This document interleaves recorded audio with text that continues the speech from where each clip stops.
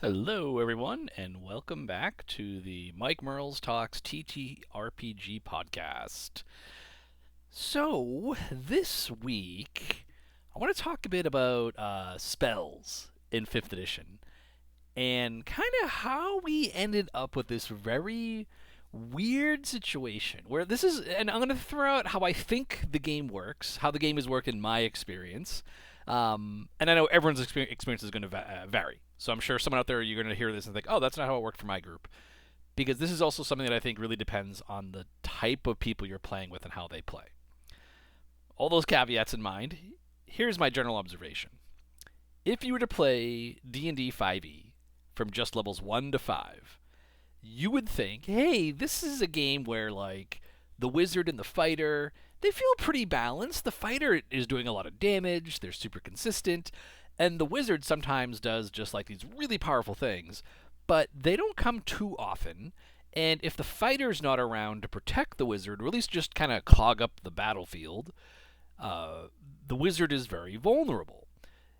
And I think that's because 1st to 5th level to me captures this element of the D&D magic system, the spell slot approach, where there is enough resource constraints that the wizard actually does feel like casting a spell is meaningful because our friendly neighborhood wizard doesn't actually have that many spell slots. Even if we were to just do one big boss battle, I talked about this on the earlier episode about challenge rating, where there's just one monster. Even in that fight, if the fight's 3 to 4 rounds, if I'm using my 3 to 4 most powerful spells, I don't feel like I am always going to outclass everyone else. And I think that's for a lot of reasons. But the biggest one comes down to the magnitude of effect that you can access from levels 1 to 5, but also this idea that the wizard has a very clear role in terms of what they can do. So basically, if you think of the wizard in terms of, like, compared to, say, especially the fighter, the wizard essentially is our character class that deals with blasting down the enemy encounter's action economy. So that takes 2 forms. And as I'm going to say, if this recording survives, as I'm recording this, I have a cat who just jumped right up in my face and is really interested in spells. But we'll see how this goes. This is also my very, I'll say, aggressive cat. She's not mean. She just really needs attention. So, anyways, we'll see if my cat lets me finish recording here. When I talk about, like, hey, the wizard is the guy who handles the other team, the monster's action economy, we can either say, hey, there's a ton of monsters. We're really outnumbered. This is a classic. This goes back to AD&D, right? You kick open the dungeon door, and inside there's like 8 goblins, and there's 4 of you. There's 8 of them. These are bad odds. The magic user in AD&D, or the wizard in more modern games, steps up and throws that sleep spell that just sends half or more of the goblins out of the fight. That is a clear example of, hey, we went into this fight started, we're outnumbered 2 to 1, the enemy side has twice as many actions as us, this could go bad just in terms of raw numbers, but the wizard's here with that sort of what we would have called in the early 80s the smart bomb, the button where I hit it, it clears the screen of enemies in an arcade game. That's from the video game Defender, a game which I don't know what percentage of people listening have ever played. But anyway, now, when the wizard wasn't doing that in AD&D, the wizard was throwing darts, which was a thing. Now, darts, you could attack. You get 3 dart attacks per round in AD&D. So, like, okay, you could throw out some damage. You weren't maybe necessarily super accurate. The damage wasn't great. Though there were, if you played 2nd edition or used weapon specialization, there were some very busted 1800 strength dart builds, but that's for another entire different podcast. But the wizard had that narrow, like, keep the wizard alive, because when you run into that fight that you think you're going to lose, or the odds are stacked against you, the wizard can step in and with one spell, boom, end that encounter. Now, this was a case when if you think back to those days of D&D, spell slots for wizards, for magic users, were pretty rare. You didn't have many. And so when you use those spells, you really wanted them to be reliable. If I am playing a magic user, I have one 1st level spell, about to play D&D for 4 hours, and I have one chance to use my cool thing, unless we're camping and stuff. That thing had better work. I don't want to play a game for 4 hours and hit my smart bomb button, and then find nothing happened. And so this is kind of the root of the D&D spell system. It assumes that you're playing in this manner. You have very few spell slots. You are a very vulnerable character. And you are allowing the party to navigate encounters or situations that otherwise the other characters at the table, absent a really clever idea, just don't have the tools to handle. And again, this is also an era in AD&D where fighters did not get their second attack. They managed to do this. You got 1.5 attacks per round. It was every other round you got 2 attacks. That's what you started with. I think somewhere around like 7th or 8th level. And then eventually you could graduate to get 2 attacks per round. So you did not have any character except for the magic user who could deal with groups, who could deal with that action economy. All right, so now let's fast forward to today. Right? How does 5th edition inherit this? One of the things you'll find very consistently is that many of the problems that arise in the design of 5e and then by extension 5.5 come from taking a play pattern or an expectation from earlier editions and transplanting it forward in time and changing the assumptions around that expectation, but not changing the expectation itself. So what do we see in 3rd edition and later versions of D&D, the past 26 years, half the game's history? Well, we see that casters get a lot more slots. 3rd edition gave bonus slots based on your ability score. 5th edition just gives you more slots. It also gives you, 4th edition gave you cantrips, at-will magic, so you're always tapping into that control. Spoiler alert, 4th edition did the best job of balancing casters and warriors and fighter types, but for a lot of reasons the game wasn't popular.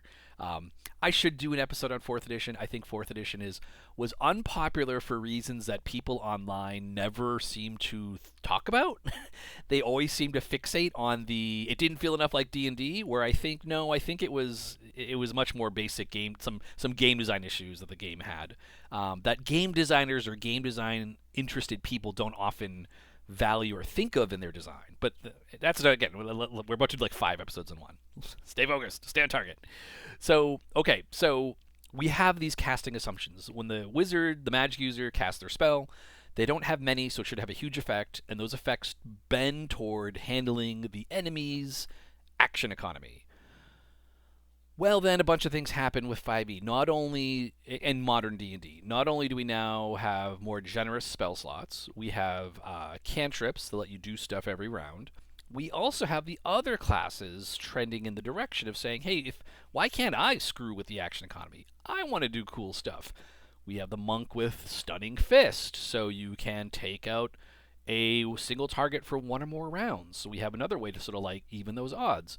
Clerics start getting control spells. Fighters start getting maneuvers that allow them to do more control. In 5.5, rogues get the ability now to just as a default cash out some damage for some shutdown action economy effects. So this is kind of, it's spreading everywhere. Now, that makes sense when you think of the evolution of the game. Again, let's go back to 1979. All the other players are watching the magic user do this kind of cool thing, and part of them's probably thinking at some point, I kind of want to dabble in that, but maybe I still want to play a fighter or a thief or whatever. One of the challenges you have is just as people play more and more characters, they want to have maybe some more variation mechanically, and so that you end up kind of poaching each class's stuff. So you have a situation in 5e where there's more options to control the action economy, and yet we still have the wizard sitting here going, hey, I'm the action economy controller guy, hence control, right? As an aside, I think when we say control, we're saying control the action economy. But anyways, so what does that mean for 5e? Well, we kept the reliability of those smart bombs. We said, well, people expect the spell to work the way it's worked, so it should continue to work that way. Let's copy over the mechanics. And a great example of this is Forcecage. Look at this spell, Forcecage. Forcecage is a 7th level spell. If you're not familiar with it, I am now going to facetiously summarize it. Forcecage says, If this creature is size large or smaller, it no longer is part of the encounter. No save, nothing. The duration, an hour. so yes, our very high, now it is 7th level, but like our very high level party shows up and confronts Sauron or whomever, the Lord of Evil, and before he's even done monologuing, we have literally put him inside an invisible box that he cannot get out of. If he tries to teleport out of it, he has to, get this, make a charisma saving throw. Charisma save, I don't know how we ended up on charisma save other than FU DMs. How dare you have something that wasn't size huge as the big bad monster of your adventure, but it doesn't get to do anything anymore. And even better, the box is invisible, so I guess you get to like make rude gestures at the person trapped inside, and they get to sit there and stew as you just trash the rest of the encounter, burn down their castle or whatever. Well, this design is, I'm making fun of it, but like it's terrible design. Like this is really bad. This is something where I just cast it and I end the encounter. Like I can't run boss fights with like someone has access to 7th level spells and they have chosen this spell. We also, like, that's another important point. Spellcasters didn't. Okay, get ready. This is maybe going to blow your mind if you have not looked at AD&D or earlier editions. Magic users did not choose their spells. They rolled for them. Like, there was a chance. You had a chance to learn a spell. And if you blew that chance, you could never learn that spell. You could never add it. But it also relied on the fact that you had to find a scroll, say, of Forcecage to actually add it to your spellbook, and so on. So we're going from a setup of real, like, starvation for resources. You don't have many spell slots. You're an incredibly vulnerable character. Even as you gain levels, there's no guarantee you're going to get that really powerful spell you like.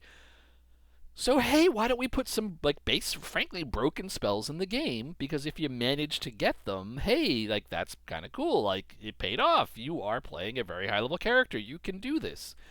There was also a very strong tradition in earlier editions of D&D that of weaponizing the spell list that you would expect if, especially in 3rd edition, I'm playing a high-level character, I face a high-level encounter, that encounter is probably casting the player's handbook spells back at me. And so there was also this sort of like counterplay inherent of here are the really powerful spells, here's how to counter them, here's how to deal with them, and you kind of had to know how to do that if you wanted to play at high level. Now, I'm not saying that was popular. I don't think more people. I think even fewer people were playing high level in the 3rd edition. They play in 5th edition, and that's saying a lot because not many people play in 5th. But that was the expectation. So, spells in 5th edition, to me, when it comes to controlling the action economy, are just way too reliable. It is just too easy to hit that button and shut down an encounter. And that is present because the terrain around those spells, the design around those spells shifted dramatically. They went from being very rare, very hard to use, to being a bit more ubiquitous, much more easy to access. And I think overall it is more enjoyable to play a spellcaster in modern D&D, 3rd edition onward, simply because you are just getting to play the game of being a wizard rather than being, playing the game of being the guy who doesn't do much until, hey, this is a really tough encounter, we're going to die, cast your spell, or one of your very few spells. So, I think that gameplay is more enjoyable. I think people like being able to do something more often without that complete guarantee of winning that comes with spells like Forcecage or Wall of Force and so on. So how would I adjust this? Now having played, I guess technically I've been playing 5th edition D&D for 14 years now. How would I adjust this? Well, I think that the key thing to look at is to say, hey, having control be the wizard's thing is fun and interesting, and it's good for the game, right? It gives us some variety. It lets you play a different type of character. I don't think it means you want casters to have just exclusive access to control. So I think it's okay, like for the other classes, to like have some of that. But we also have to recognize we now live in an era where the wizard is a lot more durable than it was in the past as a class. And we don't have things like, for instance, another thing from AD&D. If your caster took damage, your spell was ruined.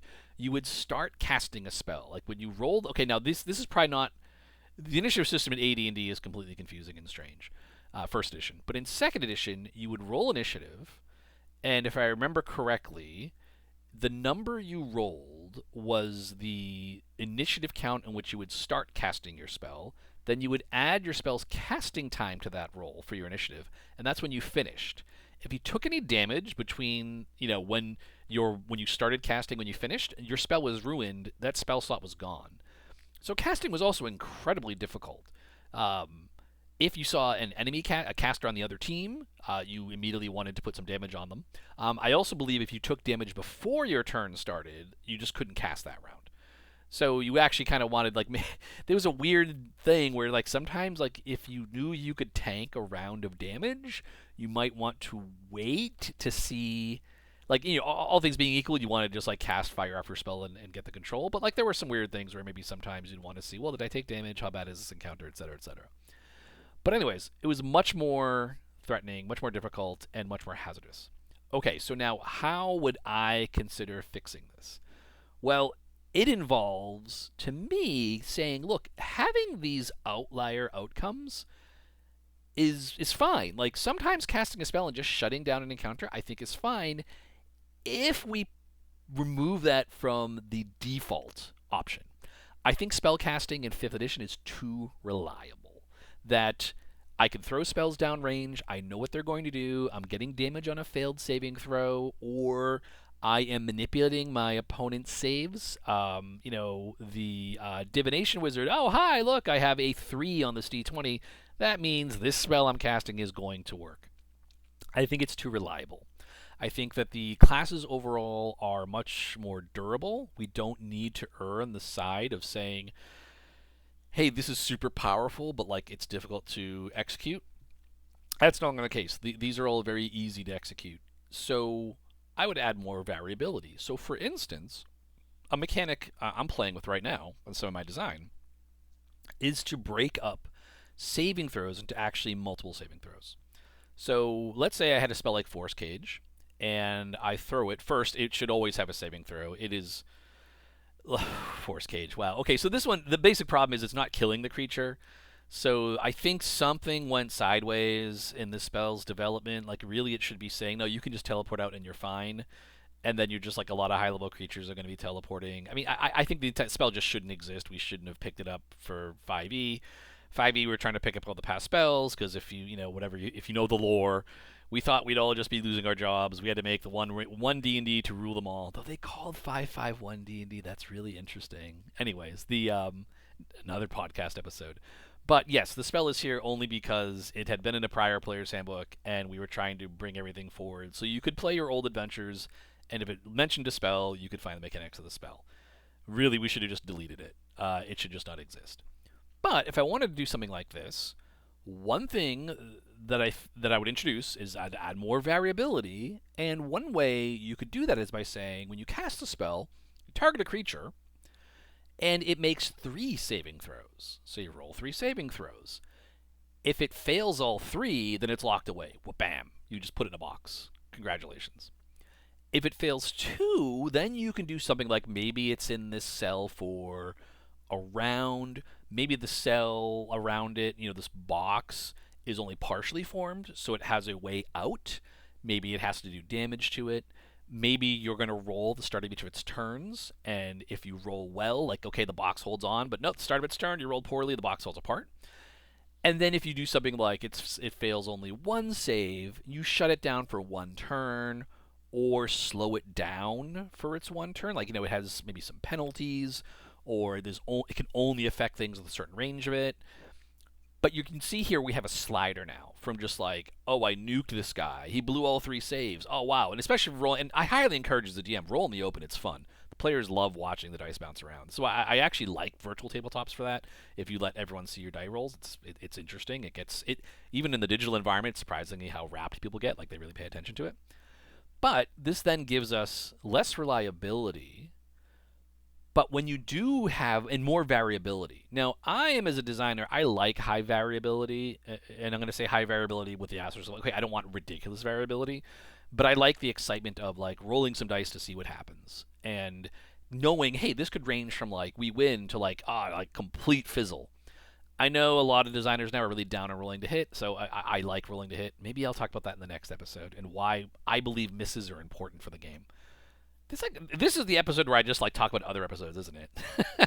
But anyway, so that variability then means I am acknowledging, hey, you're going to get this off. I'm not assuming that you hit this smart button, the smart bomb, because you played well dealing with the system around it. Like, no, you can just cast the spell. It's just your action. It's just what you do. You're burning a spell slot, but you have a bunch of spell slots. Even if this is your highest level slot and it's your only one, you have a ton of other tools, okay? So we're not worried about that. You probably also have magic items on top of it. So that reliability and survival and execution, to me, then comes at the cost of reliability or lack of reliability in the actual result of the spell. Now, if you think back when I described what I just did with Forcecage, I think Forcecage is broken and just shouldn't be in the game. But I am giving you that effect, effectively, the Forcecage outcome on all 3 failed saving throws. So I think when it's designed to work and to be interesting and fun, you do want to have these outlier outcomes. I throw this on the really powerful dragon, and it fails all 3 saves. Oh wow, the DM rolls, and I did this when I ran this Death Saves live play at Gen Con. I attacked one of the characters. I think I rolled 4 attacks against them, and the result of the total of my 4d20 rolls was like 7. Something.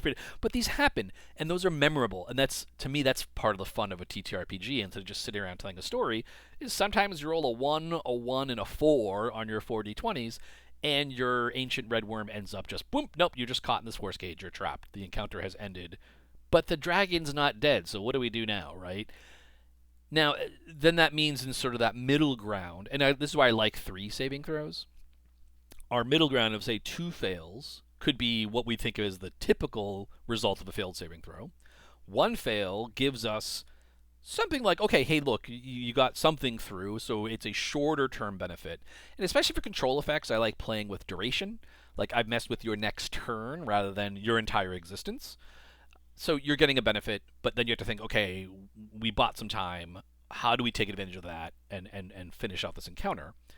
And then if you have the opposite outlier result, I succeed all 3 saves, I think I'm okay with saying, yeah, you got nothing. Right? Like the the upside to rolling the 3 saves is you're probably not going to fail all 3, but the downside is you're probably not also going to succeed all 3. So as a point, and this is the kind of thing where for me now, I'm going to go and play test. I'm designing some spells with these parameters, this approach. I want to see how they work and play. How do the players react to them? I predict like your hardcore wizard player will see this and just be, what? I don't just, well, there's always like the caricature of the player who's just, what? I can't cast Forcecage at will? I'm upset now. Most people don't play that way, but like people do like, they're used to seeing the spell work this way. They're used to having very reliable control. So so we're thinking, is this a dial that we can play with? I think overall that would just improve the game in that we no longer have a character who gets access to, especially at high levels, which 5e, I mean, people complain they want more high-level content. The problem with high-level content is the most broken spells in D&D are in the player's handbook. Right? They're these spells because they are relics of an earlier age when the character using these spells had to jump through a lot more hoops to actually get this magic off. And so the designers very reasonably thought, you managed to survive, you managed to not have your spell disrupted, you did all the planning, you did all the tactics, here's the payoff. In the modern game, all that's been stripped away, you still have the payoff, but you don't have the mountain you have to climb to get there. So it's become a little too easy, and now we see control effects just basically dominating the game. So that also ties into why I think Fireball, it's famously over like damage. No, I think if we actually look at the damage values in the player's handbook, it's under damaged potentially. Actually, I think it's spot on where it should be, and everything. All the other damaging spells should be rebalanced against it. But I'll talk about that in my next episode, because this one, according to my timer, is nearing 25 minutes, and I originally started doing this thinking, I'll just have like 5 to 10 minutes of a discussion. I also didn't think I would start planning my next 8 episodes as part of like recording this episode. But anyways, so that's my insight for this week. That's kind of where I am thinking from design, and I think it's one of the challenges that DMs often have with 5e, dealing with spellcasters, especially when they start getting those really hard control spells. So hope that was insightful, and I will see you again next week. Take care.